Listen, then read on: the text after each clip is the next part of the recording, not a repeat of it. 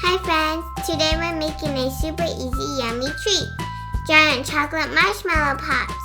Let's get started with our simple and fun recipe. You'll need 6 ingredients for this recipe.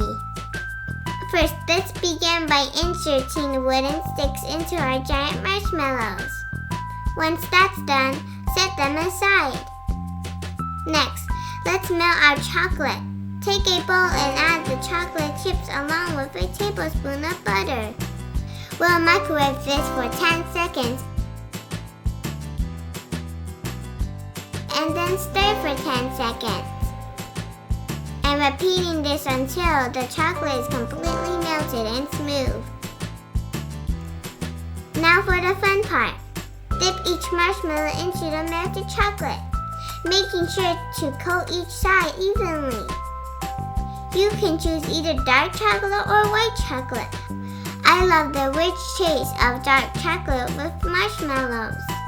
Once our marshmallows are dipped, it's time to sprinkle them with almond slices or your favorite sprinkles for extra magic touch. Place these pretty pops in the fridge for at least 2 hours to set the chocolate. And voila! Your super yummy chocolate marshmallow pops are ready to enjoy.